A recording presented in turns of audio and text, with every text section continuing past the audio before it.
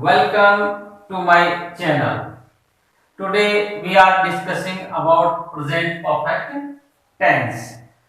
तो perfect means आप समझ गए होंगे, परफेक्ट मीन्स का जो भी एक्शन होता है हमारा वो कंप्लीट हो जाता है. So let's we start about this tense. This tense is used for present action. यानी इस टेंस के अंदर हम हमारे जो प्रेजेंट एक्शन है उसका यूज करेंगे. Which has finished in present time. जो एक्शन होगा हमारा प्रेजेंट का वो प्रेजेंट में ही स्टार्ट होता है, प्रेजेंट में ही फिनिश हो जाता है. जैसे कि हम बोलते हैं ना कि I have read this book, यानी मैं ये किताब पढ़ चुका हूं. दैट मीन्स हम पढ़ चुके हैं, कोई शेष नहीं है, तो इसका मतलब ये जो भी एक्शन होगा हमारा प्रेजेंट में फिनिश हो जाएगा. इसके लिए हम हेल्पिंग वर्ब जो है हैज ऑब्लिक हैव का यूज करते हैं. अब क्वेश्चन ये उठता है कि हैज किसके साथ लगाना है और हैव किसके साथ लगाना है. तो हमें हैज जो है ही सी इट सिंगुलर इसके साथ हैज आ जाएगा. ठीक है. और आई वी यू दे प्लूरल इसके साथ हैव आ जाएगा. तो ये भी हमारी प्रॉब्लम सॉल्व हो जाती है कि मेन फंक्शन ये आता है कि सब्जेक्ट के बाद में हम कौन सी हेल्पिंग वर्ब लगाएं. तो हैज हैव का आपको बता ही दिया कि सिंगुलर होगा तो हैज और प्लूरल होगा तो हैव. अब इसके बाद आता है मैन वर्ब की हमें थर्ड फॉर्म यूज करनी है. थर्ड फॉर्म रिकॉग्निशन जैसे हमारी लैंग्वेज सेकंड लैंग्वेज है इंग्लिश, फर्स्ट तो हमारी हिंदी है, तो इसलिए हमें हिंदी की पहचान भी देखनी पड़ते हैं. तो ये चुका है, चुकी है, चुके हैं, ये आ जाता है. और इसी के साथ हम इंग्लिश की भी पहचान कर लेते हैं. हिंदी की तो कर ली हमने, तो इंग्लिश की पहचान में हम एडवर्ब से करते हैं. जब एडवर्ब जो मैं है जस्ट आता है, येट आता है, जस्ट नाउ आता है, ऑलरेडी आता है, so far, recently, lately, up to now, evo, up to date.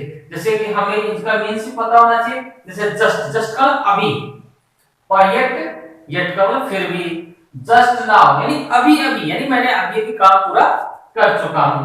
तो जैसे I have finished my work just now, तो ये अभी अभी.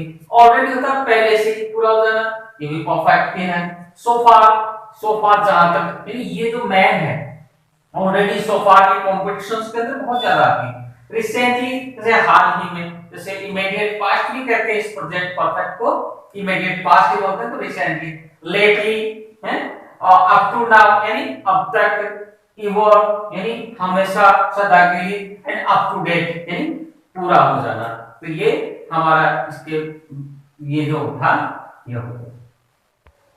अब हम फिफ्थ जो इसका पॉइंट है इस प्रेजेंट परफेक्ट का, तो फ्रेमवर्क में आता हो सिंपल में क्या होगा, सब्जेक्ट आएगा. सब्जेक्ट के बाद में हमें हैज या हैव लेना है. हैज और हैव आपको पता है, सब्जेक्ट अगर सिंगुलर होगा तो हैज आ जाएगा और प्लूरल होगा तो हैव आ जाएगा. और हमेशा वर्ब की थर्ड फॉर्म का यूज करेंगे. और ऑब्जेक्ट जो है हमारा वो लिखना है वर्ब की थर्ड फॉर्म के बाद, और लास्ट में जो भी अदर होगा उसको हम लिख देंगे. इसी तरह से हमारा जो नेगेटिव सेंटेंस बनता है, नेगेटिव के अंदर हम सब्जेक्ट लिखेंगे और हैज और हैव आ रहा है, उसके साथ हम नॉट प्लस करना पड़ेगा, हैज नॉट या हैव नॉट लिख देंगे. वही मैन वर्ब की थर्ड फॉर्म, ऑब्जेक्ट आ रहा है और अदर आ जाएगा. इसी तरह से इसके बाद जैसे हम इंट्रोगेटिव लेते हैं, इंट्रोगेटिव के अंदर हम हैज और हैव से क्वेश्चन स्टार्ट करेंगे और सब्जेक्ट का यूज करते हुए इसके बाद वर्ब की थर्ड फॉर्म लिखेंगे.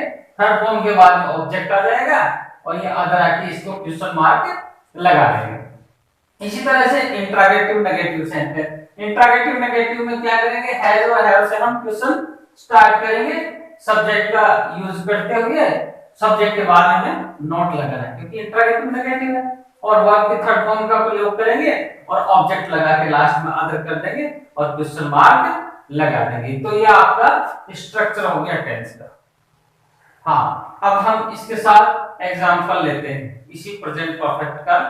तो जैसे मैंने लिखा, वह भाषण दे चुका है, यानी वो दे रहा था, यानी उसको दे चुका है, कंप्लीट हो गया है। तो जैसे हमारा सब्जेक्ट है वह ही सिंगुलर है, इसके अकॉर्डिंग हैज आ गया, ही हैज, और हमेशा थर्ड फॉर्म आती है गिवन ए स्पीच, ये हमारा ऑब्जेक्ट है। ए स्पीच ये आर्टिकल का यूज होता है, तो he has given a speech, ये हमारा सिंपल हो गया।